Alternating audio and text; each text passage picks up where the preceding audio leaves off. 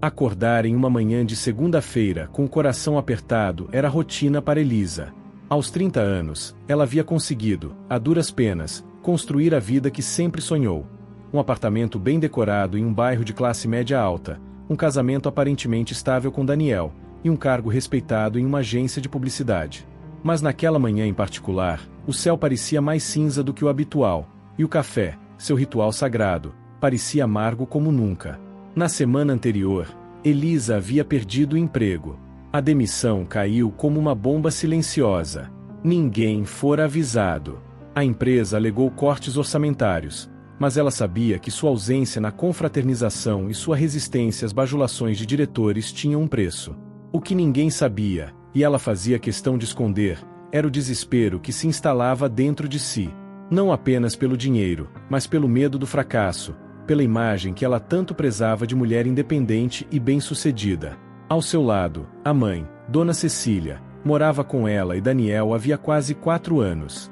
Tudo começou após o falecimento de seu pai, quando a senhora, já com problemas nas pernas e uma tristeza profunda nos olhos, foi acolhida pela filha única. No começo, a convivência era suportável, mas os anos haviam transformado pequenos incômodos em atritos. Dona Cecília era doce, mas teimosa. Gostava de comentar sobre tudo, desde os modos de Daniel até o modo como Elisa arrumava a cozinha. Falava alto, ria em momentos inoportunos, e assistia novelas como se fossem sua única conexão com o mundo. Elisa, por sua vez, tentava se manter no controle. Guardava o incômodo em silêncio, acumulando ressentimentos atrás de sorrisos forçados. Com a demissão, porém, a tensão se tornou insustentável. A casa estava mais silenciosa do que o normal naquela tarde. Elisa caminhava descalça pelo apartamento, ouvindo o tic-tac do relógio como um lembrete cruel do tempo que ela agora tinha de sobra. Passava os dedos pelos móveis, limpando o que já estava limpo. Tentava evitar o inevitável, a conversa. "Você já tomou seu remédio, mãe?" perguntou, sem olhar para trás. Dona Cecília estava sentada na varanda, com uma manta sobre as pernas e o olhar perdido nas janelas do prédio da frente. "Tomei, sim. Obrigada, filha." O silêncio voltou. "E você já começou a procurar outro emprego?" arriscou a senhora, com cuidado. Elisa respirou fundo. A pergunta, embora legítima, soou como um ataque. "Sim, mãe. Todo santo dia. É que às vezes o mercado demora mesmo. Mas com sua experiência, logo você arruma algo. Você sempre foi muito competente. Só acho que..." "Mãe..." A voz de Elisa cortou o ar. "Eu não preciso de conselho agora, tá?" Dona Cecília encolheu os ombros. Os olhos se fixaram no chão. A filha parecia cada dia mais impaciente, mais áspera. Sabia que algo havia mudado desde a demissão, mas não compreendia a profundidade da dor que Elisa carregava. E Elisa, por sua vez, não tinha forças, nem vontade, de explicar. No fim daquela semana, tudo veio à tona. Daniel estava trabalhando até tarde. A casa estava em silêncio, exceto pelo barulho da televisão e o som distante da chuva. Elisa saiu do quarto como um furacão. Os olhos vermelhos, o rosto pálido. "Chega! Eu não aguento mais isso." "O quê?" Dona Cecília olhou, assustada. "Isso. Essa casa, essa convivência. Eu estou sufocando aqui. Você não entende, mãe. Você nunca entende." "Elisa, o que aconteceu?" "Eu perdi o emprego. Você sabe disso. E agora eu tenho que aguentar julgamento, cobrança, suas opiniões sobre tudo? Eu já tenho 30 anos.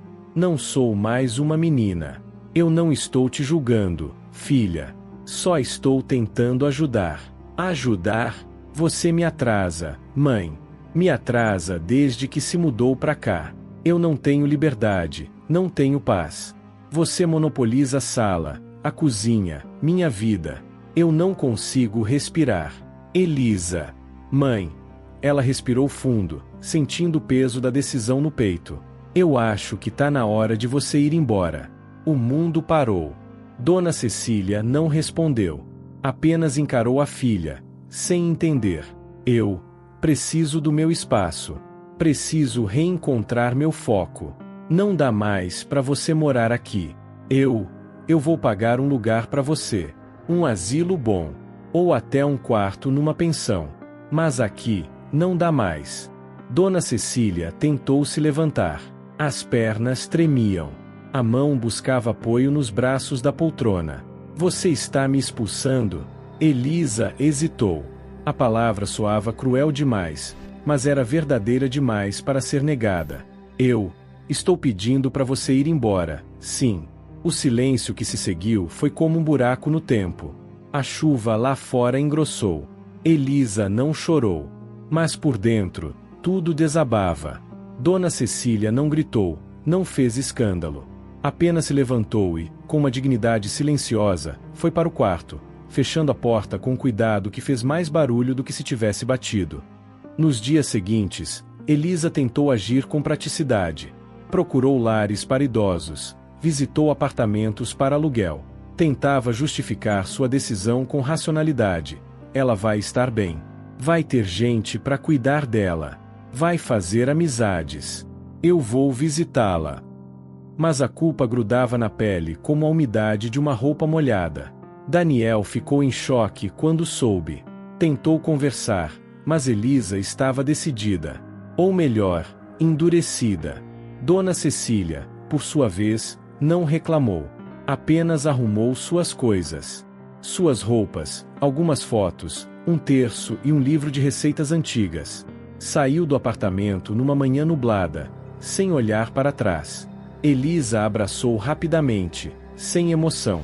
Um motorista contratado a esperava. O tempo passou.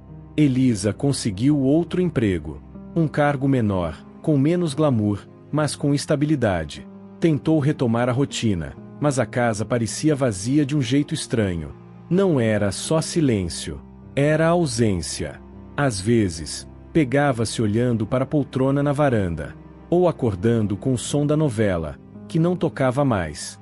Sonhava com a mãe. Sonhos em que ela batia na porta, mas Elisa não conseguia abrir.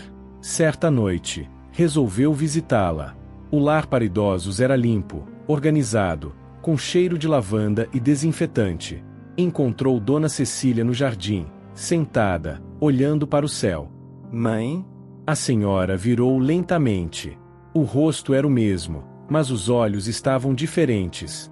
Havia uma paz melancólica neles. Oi, filha. Como você está? Estou bem. Eles cuidam bem de mim aqui. Tem até bingo às quartas. Que bom. Elisa se sentou ao lado. Eu tenho sentido sua falta. Dona Cecília sorriu de leve. Eu também sinto sua falta. Mas agora você tem seu espaço, né? Elisa tentou segurar as lágrimas. Mãe, me perdoa. Não precisa, filha. Às vezes, a vida nos obriga a fazer escolhas duras. Só espero que você não se esqueça de quem esteve ao seu lado nos momentos difíceis. Elisa chorou, pela primeira vez desde a demissão. Chorou como uma criança. Abraçou a mãe com força. E ali, naquele abraço, descobriu que realmente havia perdido. Não era espaço, nem liberdade. Era amor. Depois daquela visita, Elisa voltou para casa com o peito leve, e ao mesmo tempo, pesado. Era uma sensação paradoxal, o alívio de ter visto a mãe bem, cuidado, em segurança, e a angústia por ter sido ela quem a colocou lá. Daniel a esperava no sofá, com uma taça de vinho na mão. O silêncio entre os dois já se tornará um idioma próprio. Como ela está? Ele perguntou, virando o rosto para encará-la. Melhor do que eu esperava. Está sendo bem tratada. Mas, Elisa hesitou, sentando-se ao lado dele. Ela está machucada por dentro. Dá pra ver. Só que não reclama. Nunca reclamou de nada. Daniel passou a mão pelo cabelo, pensativo. Lisa, você acha que fez a coisa certa? Ela demorou a responder. Eu não sei mais. Você parecia tão certa. Eu estava com raiva. Com medo. Me sentindo inútil. Como se tudo que eu construí estivesse desmoronando. E eu não conseguia lidar com ela ali, me olhando como se eu estivesse falhando. Daniel respirou fundo. A Cecília nunca te viu como um fracasso. Talvez só estivesse tentando te lembrar que você não precisa carregar tudo sozinha. Eu não queria ser um fardo. E acabei tratando minha mãe como se ela fosse um. A frase ficou no ar, pesada como chumbo. Os dias foram passando. Elisa se afundava no trabalho, tentando compensar com produtividade o que faltava em paz interior. Mas as madrugadas eram traiçoeiras. Pensava em como a mãe usava o chalé rosa no frio, como cantava baixinho ao fazer café, como deixava bilhetes na geladeira com corações desenhados com caneta azul. Ela visitava a Dona Cecília com frequência, tentando reparar os estragos. Levava livros, sobremesas, às vezes flores. Mas as visitas eram sempre marcadas por uma sombra, a de que ela só estava ali porque sentia culpa, e não porque queria estar de verdade. Até que, numa tarde de outono, recebeu uma ligação inesperada. Dona Elisa, aqui é a enfermeira Joana, do Lar Primavera. A sua mãe teve uma pequena queda durante o banho. Ela está bem, mas bateu o ombro e está um pouco assustada. O coração de Elisa despencou. Ela largou tudo e correu para o local. Encontrou a mãe na enfermaria, com uma tipóia no braço esquerdo e os olhos mais frágeis do que nunca. Mãe. Ela se ajoelhou ao lado da cama. Eu devia estar aqui. Eu devia estar cuidando de você. Não era para você estar sozinha. Dona Cecília tentou sorrir. Eu não estou sozinha. Só estou longe. Mas aprendi a me virar. Você sempre fez isso. A vida inteira. Até quando eu era pequena, você escondia os boletos embaixo da almofada para eu não ver que não tínhamos dinheiro para a luz. A senhora riu com os olhos marejados. E você cresceu pensando que tudo era simples. Eu cresci achando que precisava provar que podia ser alguém. E nessa obsessão, eu me perdi. Me afastei de você. Filha, todo mundo se perde um pouco, de vez em quando. Nas semanas seguintes, Elisa passou a ir todos os dias. Levava a mãe para caminhar no jardim, para tomar sorvete, às vezes até para ficar em silêncio juntas. Começaram a reconstruir algo que Elisa nem sabia que havia sido destruído: a intimidade. A cumplicidade de mãe e filha. E pela primeira vez, Elisa contou sobre suas crises de ansiedade, sobre o medo do fracasso, sobre a solidão no casamento, sobre a pressão que colocava sobre si mesma. Dona Cecília ouviu tudo com paciência. Apertou a mão da filha e disse: às vezes, o mais corajoso não é continuar forte. É permitir que alguém veja sua fraqueza.